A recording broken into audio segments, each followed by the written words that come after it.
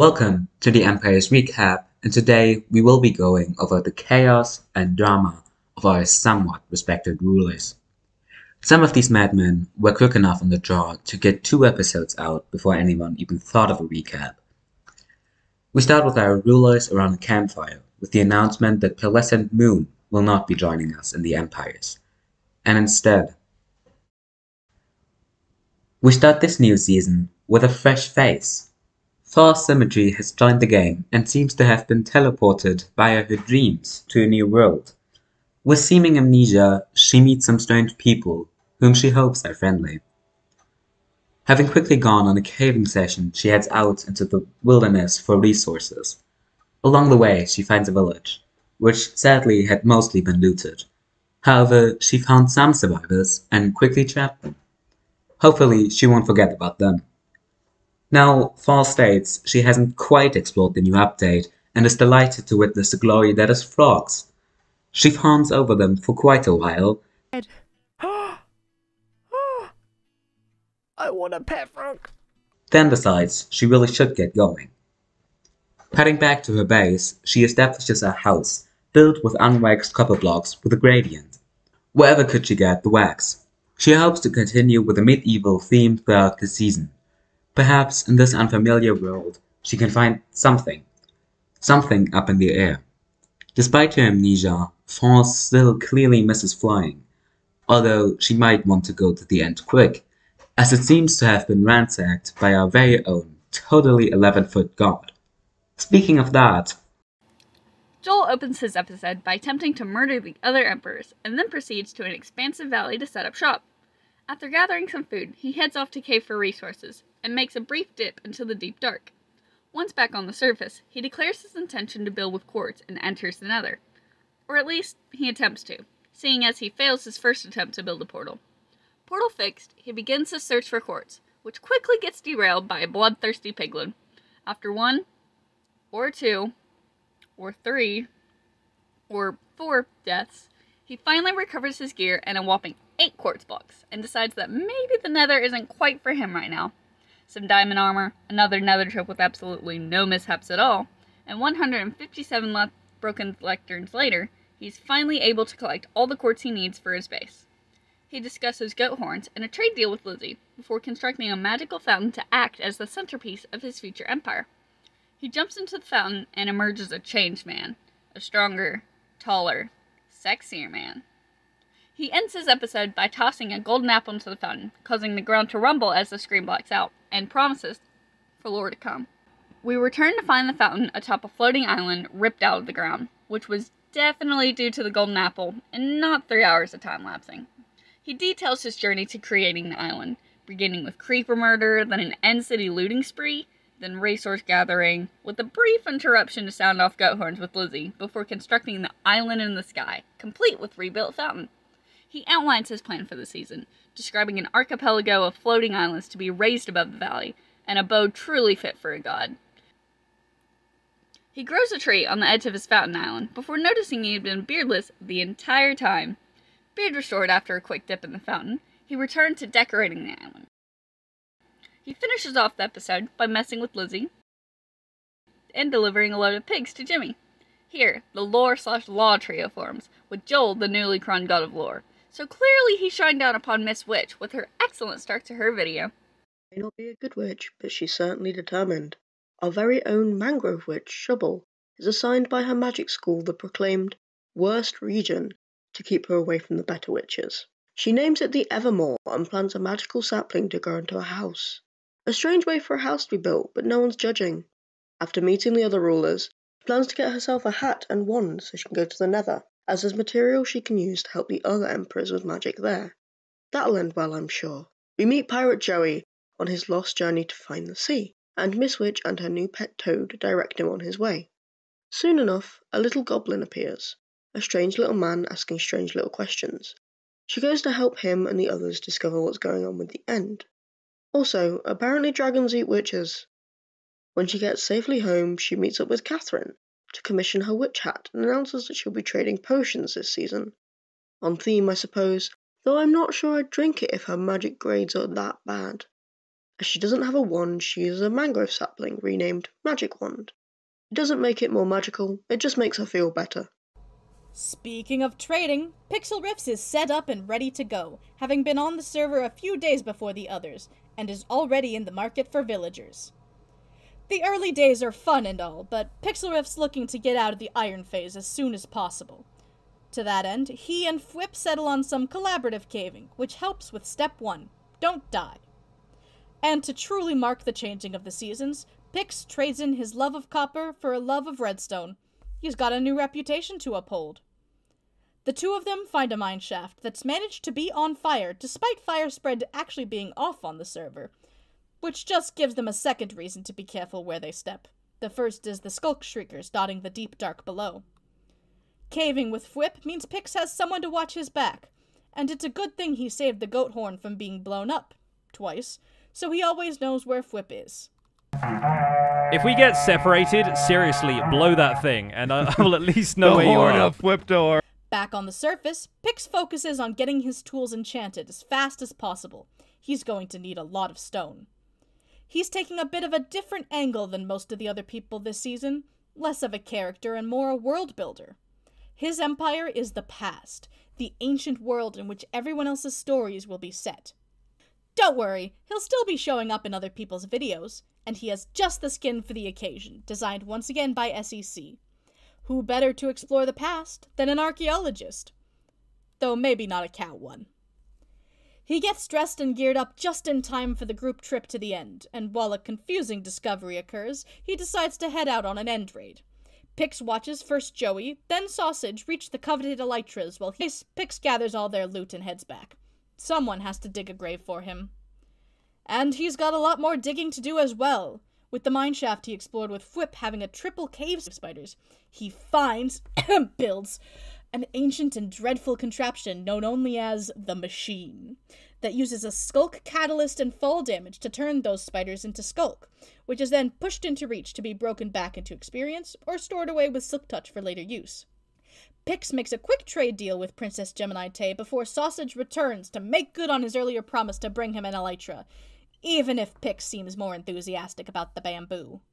The two of them chase Joel away from a rich vein of calcite like a stray cat rummaging through garbage bins, and Sausage updates him on what's been happening on the server while he's been down researching the Machine. After that, it's farming time. Pix is going to need a lot of different materials for the ruins he plans to find around the server, including the Skulk variants like Shriekers, which gives him an idea for his first prank to wrap up his first week. The sheriff's wagon is the perfect place to bury a Shrieker and Sensor next to each other, so that anyone who walks close gets a good jump scare. He's also smart enough to leave a mending book down with them. Like Sausage said, you don't want to disrespect the law. With the Machine stabilizing its Skulk production, it's not a question of if Pix will think of more contraptions, but when. Next up, we have Pix's unfortunate victim, Jimmy, or perhaps as he's better known, the Sheriff. He travels south of Spawn to get to a mesa biome and on the way attempts to pick an emerald with a stone pickaxe. Why do you do this? There's a good basin in the middle of the mesa Jimmy plans to do some building in, but sets up on the edge of the mesa, nearby a village, which he raids like a true Minecrafter. Jimmy goes on a mining trip and finds a sheriff's hat in a minecart chest. Destiny! Seems like a deal with Destiny, in fact. Welcome, the sheriff. A goblin appears, asking about the end, and Jimmy travels with him to meet with the other emperors to discuss. You'll find out more later. Jimmy travels back home and meets with Sausage to trade for some spruce for a starter base in exchange for access to the other side of the mesa for terracotta mining. Jimmy also implies he's going to make a gunpowder farm as his export for his empire. I don't know how to explain it, but cowboy music plays in the background as he time-lapses himself building a wagon. And then, as every cowboy needs, he declares he is going to get a horse eventually. That isn't all the sheriff does, as she is called upon to help Princess Gem in the mines. Gem has been very busy building up her empire at the start of the series, punching trees and such. She meets up with Sausage at the start, and they spend the first nights in this new Minecraft world together collecting materials and being brave adventurers. They decide their first mission is to get every sapling between a few mountains and gets to work in some farms. She goes looking for a village for some more crops, and then gathers up some animals and decorates the starter area. She does some caving in the mountains, before we get to hear her plan for her emperor. She builds a starter house, and gets attacked by pillagers, her very own Sun Princess Gem. A goblin soon arrives, to question her about the end. I think something's wrong with the end, guys. Just a guess. And soon after, creates the social tree. And it's more dot for trading, because the social tree is ever expanding. Clearly it works, because Gem meets up with Sausage and Joey's travel to the Goblin Empire, where our trio meet up with other emperors to explore their end. Spooky. The next day, Gem decides her mission is to create a barn for her current only subjects, as she doesn't know what a princess should do. After getting all her subjects situated, we are surprised Bee being all so smart. She's a true farmer this episode, expanding her farmland, even chasing off a naughty fairy goblin, and sorting out her fiery dyed sheep. She also announces that an important expert of ours would be bee products. Perhaps she'll become a beekeeper. She's rolling high on animal handling. However, beekeeping now requires machines, and so she meets up with the sheriff, and the two go exploring into the dark caves, wandering into the deep, dark, spooky caves. Not the best place for a Sun Princess, as the two almost immediately summon a warden, the almost only applying to the immediately part. After a mad dash back to a safe cave, the sheriff perishes, leaving the Sun Princess to fend for herself. She races back to the safety of the sunlight after grabbing his supplies, and meets him up in the sunshine. Then she immediately heads back into the dark caves to meet the Goblin King, who trades her much needed quartz in return for honeycomb. And then to the Lawkeeper, which gains a bundle. Her beekeeping machinery is finally complete, and she starts moving them in, ending the episode with the construction of a well. However, she's not the only princess on the server. Maybe she could learn some princess tips from a potential ally. Another princess, this one moving away from the only home she's ever known, Catherine opens her episode with a comic featuring and narrated by the princess herself. She tells the tale of her birth, and the darkness that split the kingdom in twain during it. Instead of being a princess, she'd rather be her new base location. In order to go nether hunting, she delves into the mines for iron and gold, finding another fortress right near her portal, now going for more building materials. While not as big and opulent as some beginner bases, Catherine fits right in with her happy and bright personality, being white with a roof of magenta. She also manages to bring home her cat, who immediately sits on her chest. That's quite cat-tastic. To end her episode, she asks for cat name suggestions.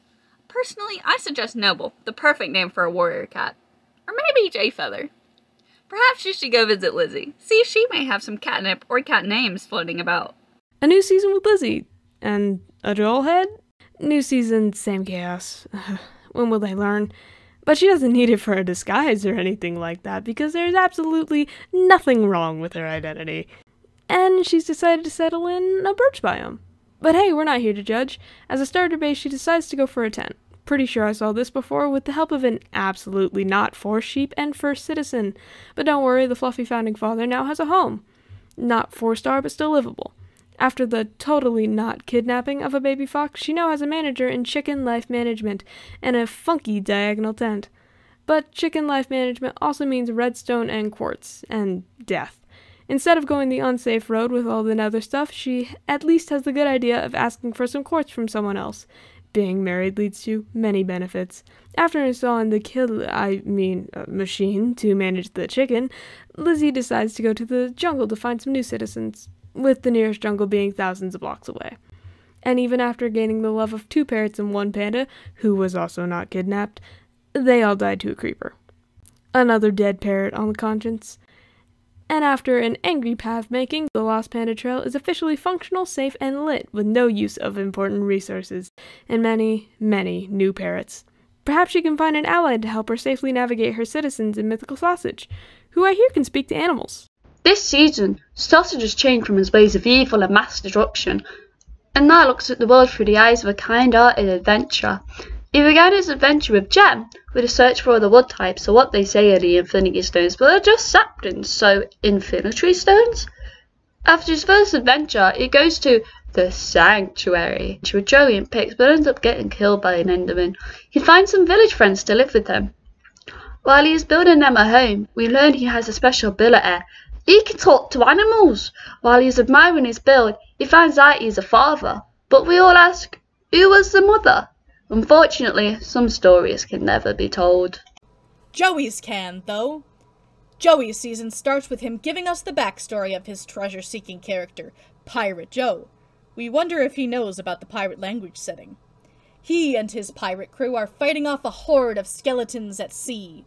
They seem to have the upper hand, until an explosion causes Pirate Joe to fall into the ocean and be separated from his crew. He wakes up on a beach with nothing, except a mysterious chest full of supplies from whoever rescued him. He explores his area in search of an excellent place to build his pirate cove, before joining the other emperors to welcome Fall Symmetry. Finally, someone else with his sense of fashion. He travels to the Evermore, and after making sure she isn't a skeleton, befriends the witch Shelby. His search for a home eventually ends with him settling in a tropical area that surrounds a body of water. He explores his area more and discovers he has a neighbor. As they appear to not be home, he decides to go through their stuff, but gets caught red-handed by Sausage. They become friends, and after Joey gets some loot the more polite way, the two go on an adventure. They travel to Gemsland, and although Joey expected there to be actual gems, the new trio continues on their adventure. They meet up with everyone else at Fwip's Goblin Cave and travel to the end. After a confusing discovery, he sets off on a quest to explore End ships, in hope of finding his crew. But he returns home with nothing, except an elytra. After getting fireworks from Fwip, he flies home and builds the very first pirate ship for his cove, which doubles as his starter home. However, our usual Gunpowder Man had his work cut out for fireworks, beginning as usual by cutting down the first tree like anyone else. He does normal stuff for the first day until he stumbles upon a pillager outpost. He spots Malays and decides to save them, releasing them from their cages. After tucking them safely away, he goes to find some mangrove wood, where he meets Sausage. Sausage kindly brings him to the swamp where they collect some meat in wood form. After this, he settles down and begins building his home in the caverns. After he finishes, he dons his goblin attire and becomes an actual goblin by stepping into his house. What is this magic? He explores a cave and finds an activated end portal. Who could have ignited it? He proceeds to toot his horn and the others come running. He shows them to the portal where they huddle around, staring at the endless void that awaits. That is until Fwip punches Joey into it. They all pile into the portal. They come out on the other side to find the dragon dead and the egg missing. Since no one says they killed it, they come to the conclusion that someone or something is in this world with them. Could it be the same people that Sausage is running from? It's anyone's guess. 11 little emperors went to the end, and one was missing. Now where is our collector friend? Well, he's building cute animal farms and dying in the nether mostly. Scott starts off his journey by declaring his intention to be quirky, colorful, eccentric, and creepy. Wait, no. Just a collector of many, many things. Taking BK do crime to a whole new level. Sticking with his colorful vibe, Netherwood is involved in his starter base. He dies, of course. After collecting the dangerous wood, we get to see a wonderful time-lapse of his starter base and the overall block palettes for the rest of the Empire. Crazy. He wants to build a mega base like this? Our favorite Goblin Emperor, Fripp, comes over, announcing himself with Goathorn and asking very strange questions for the first episodes of a series. Fwip, what's this about the end? Clearly, Scott is not crazy enough to go to the end in the first episode. Instead, he builds cute animal pens, and they only look better when he shows us around in shaders. That we are at the end of our tale, with the emperors on their way to create some of the most vibrant and amazing empires this world has ever seen. I'm sure you want to hear more about their daring escapades as they build up their world, so join us next week for more chaos and shenanigans. Thank you for watching, and thanks to everyone who helped start the project. The info is down below.